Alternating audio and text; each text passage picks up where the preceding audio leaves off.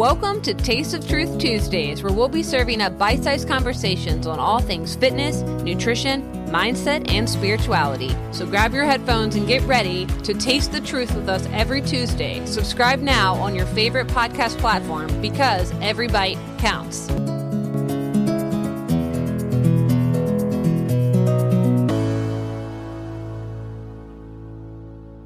Hey, welcome back to Taste of Truth Tuesdays, the podcast where we dive into hard questions, challenge the status quo, and explore the wild, messy journey of life. And I'm your host, Megan Lee, and wow, here we are at the finale.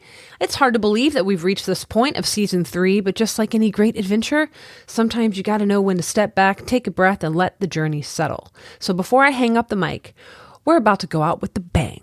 We're talking about something that has taken over our minds, our lives, and let's be real, our souls, social media. Now, don't roll your eyes just yet. I know. You're probably thinking, oh, great, another episode on social media. I can't wait for more doom and gloom. But please, just stick with me. We're not just going to talk about your Instagram algorithms or the latest TikTok trend.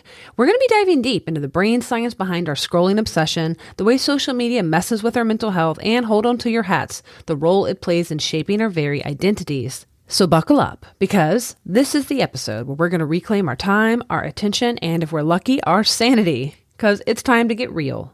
We got to unravel the truth about how social media is rewiring our brains and what we can do about it. Social media. It started out with a fun way to connect, share cat memes, and stalk your high school crush's wedding photos. The good old days, right? And over the years, it has morphed into something far more insidious, a time sink, an anxiety amplifier, and for many of us, an addiction. We've all felt it. That pull to check our phone every 5 minutes, the sudden rush when our post gets shared, the quiet frustration when we can't get the perfect shot for the gram. But these reactions are not accidents.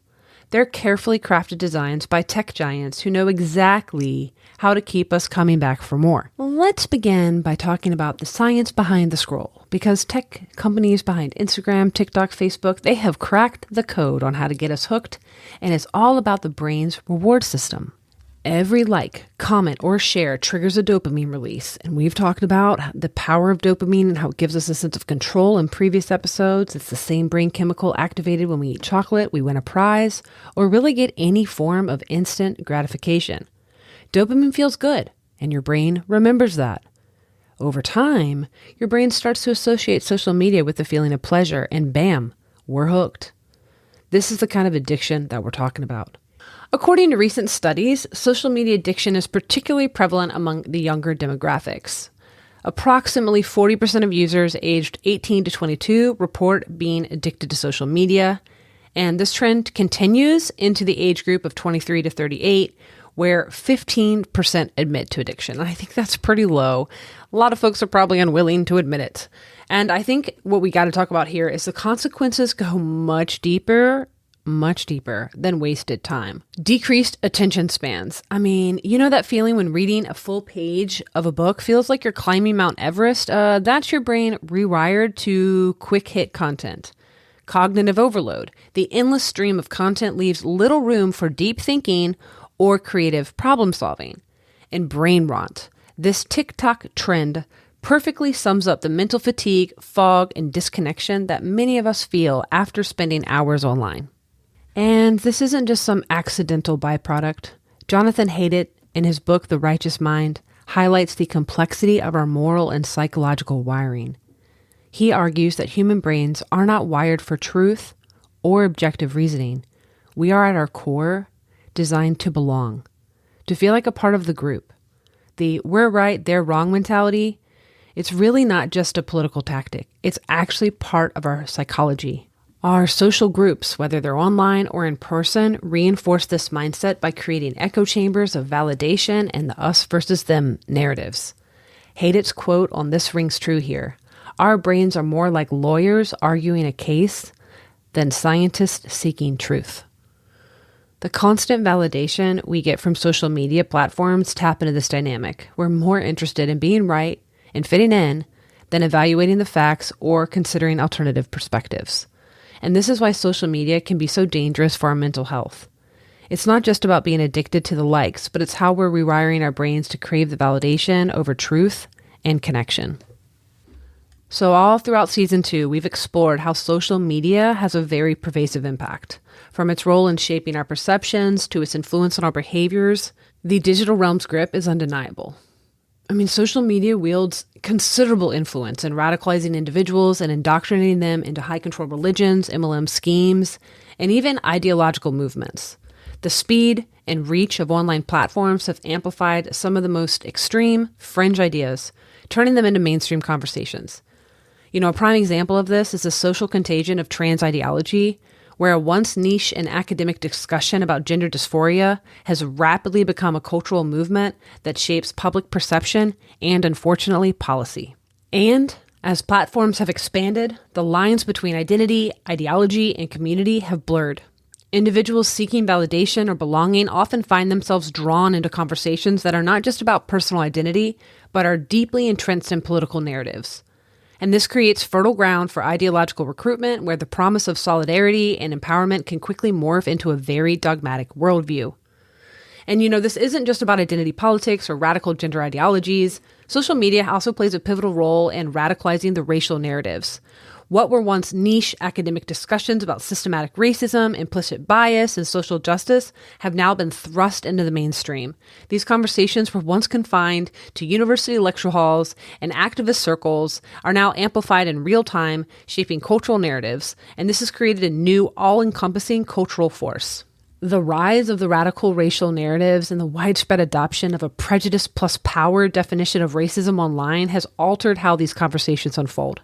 The internet lowers the cost of group action, making it easier for movements to organize, but also more vulnerable to collapse under scrutiny. While these conversations can be valuable, the speed at which they spread leaves little room for nuance, making the discourse more polarized and susceptible to manipulation. So I've said before, the same strategies that are used by high control groups, MLMs, and radical ideologies are now being leveraged in these online public spaces. Emotional appeals, the promise of community, the collective sense of identity are very powerful tools, and they're going to trap individuals into some narrow, divisive worldviews. The social contagion effect of these movements, whether that's the trans ideology or the radical justice discourse, can lead to rapid shifts in beliefs that feel almost impossible to resist, especially when everyone around you is also influenced by these same very narratives. So let's shift gears a little bit and talk about how social media impacts our mental health, because that's obviously no secret. I want to get a little more specific. So there was a 2020 study in cyber psychology, behavior, and social networking that found that excessive use is directly correlated with higher levels of anxiety and depression. 2018 British study revealed that social media disrupts sleep patterns, which are obviously crucial for all things health. And those carefully curated Instagram feeds can lead to a nasty habit of social comparison, which we've talked about in previous episodes, where we measure our real lives against someone else's highlight reel, or just we also can fall into self-objectification. So this result is a vicious cycle of feeling less than. Even when we know that the influencer's perfect morning routine is staged, it's hard not to feel like we're falling short. And as a military spouse, I have felt this firsthand.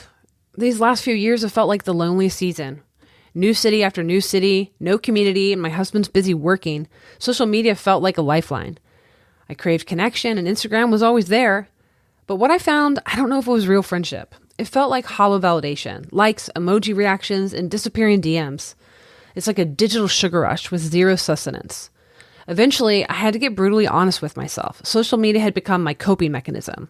I wasn't reaching out to real people. I was scrolling through their highlight reels, mistaking proximity for intimacy. Here's the friendship test that I use now. Do you know about their vacation before they posted the beach picture? If not, are you really that close? Somehow, we're more connected than ever, yet we've never felt so alone. And that feels like a connection conundrum. As humans, we're wired for belonging. We want to be seen, heard, and loved.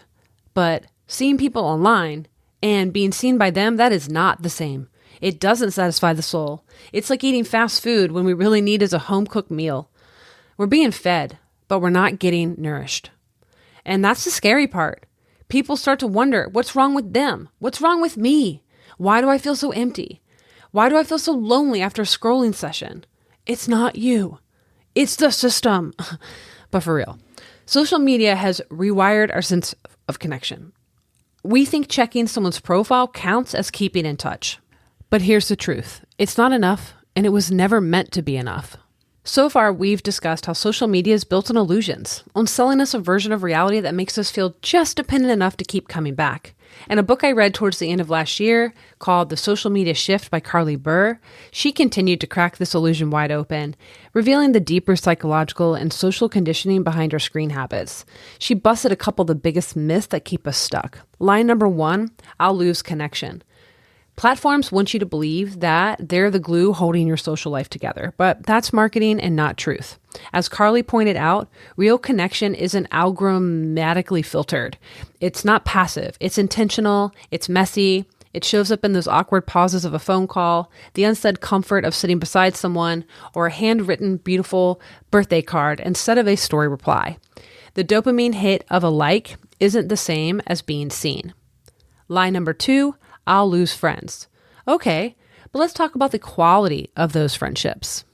Social media keeps us tethered to past versions of ourselves, people we haven't seen in a decade or more, relationships that faded out for a reason, or mutuals that we don't even talk to. Carly argued that this constant stream of updates creates a false sense of closeness, making us feel socially exhausted while we still feel emotionally empty. Letting go of these weak ties isn't a loss. It's actually a form of liberation. Hopefully, we're creating space for depth over breadth and real conversations and real community. Line number 3 is I'll miss out. Yes, FOMO, fear of missing out, the bread and butter of the scroll. But as Carly flipped that on its head with the conception of voluntary disconnection, not as a retreat, but as a pure form of rebellion. When you step away from the curated highlight reels and stop comparing your real life to someone's filtered one, this is the beginning of JOMO, the joy of missing out. Imagine the freedom of opting out on the noise so you can tune into your own creativity, your actual priorities, and maybe the people in the room with you. Spoiler alert, you're not going to be missing out. I think you might be waking up. If this is what social media does to fully developed adults, those of us with matured brains, responsibilities, and years of analog life under our belts, then what happens when the very same platforms are handed to kids? Enter Generation Alpha. The generation that's been raised on screens where digital stimulation replaces real-world experience and curated identities form before self-awareness has even set in. Let's talk about the kids, because this isn't just a personal problem anymore, it's now a cultural crisis. Generation Alpha are the kids born between 2010 and 2025. And they're not just growing up with technology, they're growing up inside of it. Unlike millennials or even Gen Z, who eased more into the digital world, Gen Alpha was handed iPads before they could speak full sentences. Their lullabies came from YouTube. Their friendships are filtered through emojis and DMs. And the result? Alarming trends in the social development world. Reduced face-to-face interaction, emotional dysregulation, increased narcissism, and shrinking independence. Parents, this is a wake-up call. You do not need another expert to tell you what you're already feeling in your gut. Handing a toddler a tablet to keep them quiet isn't harmless. Kids need eye contact, boredom, dirt under their nails, not dopamine loops and digital pacifiers. For thousands of years, parents have raised kids without screens. This is not impossible. In The Anxious Generation, psychologist Jonathan Haidt breaks it down. The brain's reward system, like we talked about earlier, aka the dopamine central, develops early. But the self-control center, the prefrontal cortex, doesn't fully mature until about age 25. So, when kids are handed infinite scroll devices packed with peer comparison, algorithmic manipulation, and curated realities, it's like giving a toddler the keys to a sports car and pointing them towards a cliff. Haidt calls screens experience blockers. Instead of learning through play, climbing trees, exploring neighborhoods, and negotiating playground politics, kids today are navigating TikTok trends and selfie angles. We've traded real-world resilience for digital performance. When you remove thousands of hours of unsupervised play, real-life social interaction, and physical exploration and replace it with filtered selfies, infinite scroll, and a feedback loop of online validation, you don't just rewire childhood, you rewire the brain. Jonathan Haidt, The Anxious Generation. And that's exactly what we're seeing. A generation more anxious, more depressed, and more disconnected than ever before. And honestly, this isn't about shaming parents. It's about reclaiming childhood. Because what's at stake isn't just screen time. It's the architecture of the next generation's minds. From screen time to screen stardom, the rise of kid influencers. Because it's not just about passive consumption anymore. Increasingly, kids aren't just watching the content, they are the content. Welcome to the unsettling world of kid influencers. Platforms like YouTube and Instagram and others have turned childhood into a brand opportunity where children as young as 5 are racking in sponsorship deals, building fan bases, and performing for millions. And behind the ring lights and carefully edited vlogs are a growing wave of exploitation. A recent Netflix documentary pulled back the curtain on this world, spotlighting the case of Piper Raquel, a child YouTuber whose life has been shaped by online fame. What the documentary uncovers is deeply troubling. Blurred boundaries, lost innocence, and kids caught in a perpetual performance loop for clicks, clout, and cash. These children aren't just growing up on camera, they're growing up for the camera. The pressure to maintain a digital persona, please followers, and produce viral content creates a toxic cocktail of emotional distress and identity confusion. They're rewarded not for who they are, but for how well they perform, and the cost, a real grounded childhood full of uncurated, unsponsored experiences. We have moved from screens blocking real-world development to screens broadcasting their absence. What started as a parenting shortcut has morphed into a monetization machine, and the kids are paying the price. How to reclaim your life from social media. Are you ready to take your brain back? Here's how to kick the scroll addiction and get your attention span and your life back on track without moving to a cabin in the woods. First, we have to talk about what your morning scroll is doing to your brain, because when you first wake up, your brain is gently humming in alpha and theta waves, those dreamy, creative states where intuition, introspection, and problem-solving flourish. Think peaceful forest glade at sunrise. But the moment you reach for your phone, bam, dopamine starts firing, cortisol spikes, and your brain is jolted into high beta wave activity. Translation, you swapped your meditative meadow for the chaos of the Vegas casino floor, bright lights, ringing bells, and constant stimulation. And we wonder why we feel frazzled before we've even had coffee. So number 1, let's set boundaries with your devices. Start and end your day screen-free. The first and last hour of your day, maybe 20 minutes. Start 20 minutes. First and last 20 minutes of your day maybe, and then work up to an hour should belong to you and not your feed. Use that time for reading, stretching, journaling, or making eye contact with a human or a pet. Silence the dopamine drip. Turn off notifications for non-essential apps. I have all my notifications turned off. None are essential, honestly. The buzz that you feel when you get a like, that's manufactured. You can also app timer yourself. Even 5-minute limits can break the spell. Number 2 tip, give your brain and eyes a break. Try the 20-20-20 rule. Every 20 minutes, look at something 20 feet away for 20 seconds. This not only reduces eye strain, but helps you reset your nervous system and disrupt the scroll trance. Number 3, declutter your digital space. Unfollow with intention. If an account makes you feel less than, anxious, or enraged, you don't owe it your attention. Hide the candy. Move social apps off your home screen or delete them entirely. Make mindless checking inconvenient. This is what I've done. I've got all apps off my phone, and if I want to get on Instagram or something, even Substack, I have to go on through the Safari, which makes it difficult to use and reduces the likelihood of me going on there. Number 4, prioritize analog experiences. Reconnect with real-life hobbies. Gardening, painting, cooking, making music, journaling, anything that grounds you in the physical world. Create with your hands. We are wired for tactile engagement. Knitting does more for your nervous system than 1,000 likes ever will. Start small. Just spend 30 minutes this week doing something screen-free that brings you joy. Bonus points if it's outside. Number 5, just use technology intentionally. Before you open up an app, ask yourself, is this productive or passive? Reading an article that educates you? Great. Listening to Taste of Truth Tuesdays? Great.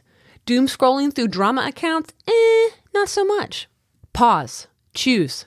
Proceed. As we navigate social media, it is crucial to develop critical thinking skills that help us evaluate the flood of information that we are encountering. And this isn't about censorship, but it's about cultivating the ability to separate fact from fiction, identity bias, and question what's being presented to us. The power of algorithms and viral content means we are often exposed to extreme or misleading viewpoints.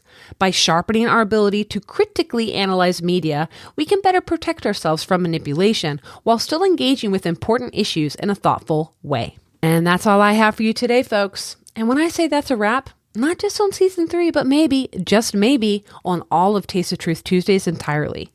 because I started this podcast to explore hard questions, challenge the dominant narratives, and create a space for curiosity and critical thinking. And I've loved every gritty, gut-honest, and mind-expanding moment with you. But here's the truth I can't ignore. The very platforms that help us spread ideas and connect also fracture our attention, distort our sense of reality, and leave us more addicted than aligned. So, if this is the end, it's not because I'm out of things to say, but it's because I want to live what I'm preaching. I'm trying to reclaim my life. I want to make art, grow food, write slowly, and have real conversations without an algorithm eavesdropping. If you've walked with me through this journey, thank you from the bottom of my heart. You've helped make it sacred. And if this is goodbye, it's also an invitation to stay curious, to remain skeptical, to turn down the noise, and to tune into your own voice. This isn't the end of me using my voice, but it might be the beginning of a different kind of truth-telling, one that doesn't require a platform to feel real. So, for one last time, maintain your curiosity, embrace skepticism, and keep tuning in, even if it's just to your own soul.